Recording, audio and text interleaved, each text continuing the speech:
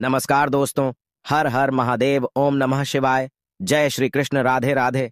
दोस्तों, स्वागत है आप सभी का एक बार फिर से हमारे इस चैनल ज्योतिष ग्रंथ गंगा पर। लौंग का जोड़ा नवरात्रि में मां दुर्गा की प्रिय वस्तुओं में से एक माना जाता है।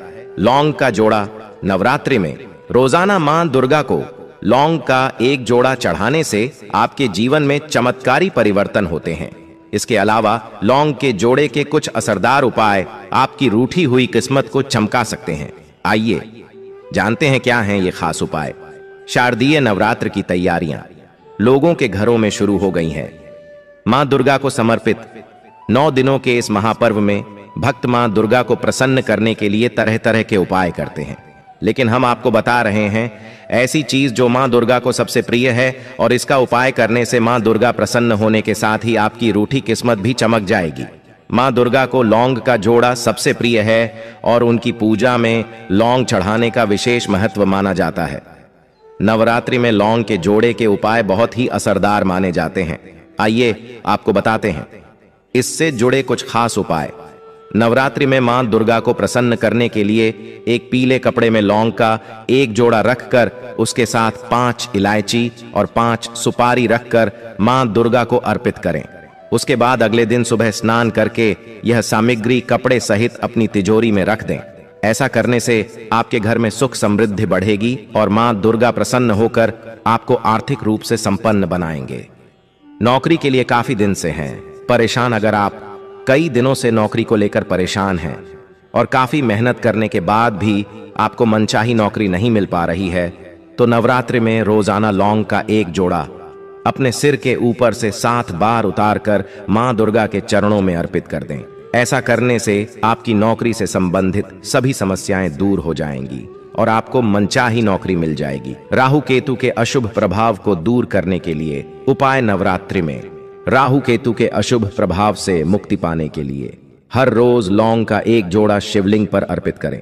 ऐसा करने से भगवान शिव की कृपा आप पर होगी और कुंडली से राहु केतु के अशुभ प्रभाव दूर होंगे। रोजाना करें लौंग कपूर का धुआं। नवरात्रि के 9 दिनों में रोजाना लौंग और कपूर का धुआं पूरे घर में रोजाना करने से आपके घर से अशुभ ऊर्जा और नकारात्मकता दूर होती है। रोजाना सुबह 9 दिनों तक इस उपाय को करने से आपके घर से सभी प्रकार की नकारात्मकता कम होती है। तो आप जान लेते हैं नवरात्रि में कौन से कार्य हमें करने चाहिए और नहीं करने चाहिए। नवरात्रि में घर से बाहर निकाल दें ये 5 चीजें, वरना नाराज हो जाएंगे। मां जगदम्बे यूं तो मां अंबे हर पल अपने भक्तों का ख्याल रखती है, लेकिन नवरात्रि के दिनों में माता रानी की पूजा विशेष फलदायी होती है। इस दौरान पूजा का लाभ भी जल्द ही मिलता है। इसका कारण यह है कि मां दुर्गा नवरात्रि के दौरान पृथ्वी पर निवास करती है और अपने भक्तों की मनोकामना को सुनती है। कहा जाता है कि नवरात्र के पावन दिनों में जहां जहां माता रानी की मूर्ति या तस्वीर सजाकर पूजा होती है, उन सभी जगह मां अंबे निवास करते हैं और अपने भक्तों की पूजा प्रत्यक्ष स्वीकार करती है। इसलिए मां दुर्गा की कृपा पाने के लिए नवरात्रि को बहुत ही पावन माना जाता है। नवरात्रि से पहले ही लोग घरों में तैयारियां भी शुरू कर देते हैं। ऐसे में यदि आप मां अंबे की कृपा पाना चाहते हैं तो शारदीय नवरात्रि में अपने घर से कुछ चीजों को निकाल फेंके, क्योंकि ये चीजें घर में नकारात्मकता लाती है। चलिए जानते हैं उन चीजों के बारे में। खंडित मूर्तियां। घर में किसी भी भगवान की खंडित मूर्ति नहीं रखनी चाहिए, इसे शुभ नहीं माना जाता है। अगर आपके घर में खंडित मूर्तियां हैं तो शारदीय नवरात्र के शुरू होने से पहले घर से इसको निकालकर किसी पवित्र नदी में डाल देना चाहिए। अब जान लेते हैं शारदीय नवरात्रि में हमें कौन से कार्य करने चाहिए और कौन से कार्य नहीं करने चाहिए। पहले हम जान लेते हैं हमें कौन से कार्य करने चाहिए। मूर्ति घट और कलश सहित अखंड ज्योति की प्रतिदिन पूजा और आराधना विधिवत रूप में करें और माता को भोग लगाएं। जो कई लोग अपने घरों में माता का जागरण रखते हैं और भजन कीर्तन करते हैं। पूरे 9 दिन व्रत रखा जाता है। इसमें अधिकतर लोग एक समय ही भोजन करते हैं। प्रतिदिन दुर्गा चालीसा चंडी पाठ या दुर्गा सप्तशती का पाठ करते हैं। फिर जब व्रत के समापन पर उद्यापन किया जाता है तब कन्या भोज कराया जाता है। कई लोगों के यहाँ सप्तमी, अष्टमी या नवमी के दिन व्रत का समापन होता है, तब अंतिम दिन हवन किया जाता है। अंतिम दिन के बाद अर्थात नवमी के बाद माता की प्रतिमा और जवारे का विसर्जन किया जाता है। सप्तमी, अष्टमी या नवमी के दिन व्रत का पारण कर रहे हैं तो व्रत का उद्यापन करें और 9 कन्याओं को भोजन कराकर उन्हें दक्षिणा देना चाहिए, तभी व्रत का फल मिलता है। नवरात्र के व्रत में क्या नहीं करें? इन 9 दिनों यात्रा, सहवास, वार्ता, गाली बकना, झूठ बोलना, क्रोध करना, गुटखा पान, मद्यपान, मांस भक्षण और मसालेदार भोजन आदि कार्य नहीं करना चाहिए। व्रत में बार बार जल पीने से भी बचना चाहिए। इन 9 दिनों में काम, क्रोध, मद, लोभ जैसे मानसिक विकार मन में नहीं लाना चाहिए। तो इन 9 दिनों में किसी भी प्रकार से किसी महिला या कन्या का अपमान न करें। अधिकतर लोग 2 समय खूब परियाली खाकर उपवास करते हैं। ऐसा करने से व्रत का फल नहीं मिलता है। उपवास को उपवास के तरीके से ही करना चाहिए। 4 अशौच अवस्था में व्रत नहीं करना चाहिए। जिसकी शारीरिक स्थिति ठीक न हो, व्रत करने से उत्तेजना बढ़े और व्रत रखने पर व्रत भंग होने की संभावना हो, उसे व्रत नहीं करना चाहिए। रजस्वला स्त्री को भी व्रत नहीं रखना चाहिए। यदि कहीं पर जरूरी यात्रा करनी हो तब भी व्रत रखना जरूरी नहीं है। झगड़े जैसी स्थिति में भी व्रत नहीं रखे। व्रत को बीच में ही तोड़ना नहीं चाहिए। यदि कोई गंभीर बात हो तो ही माता से क्षमा मांगकर ही व्रत तोड़ा जा सकता है। यदि एक समय भोजन करने का व्रत ले रखा है तो यह भी जानना जरूरी है कि भोजन में क्या खान और क्या नहीं खाना चाहिए।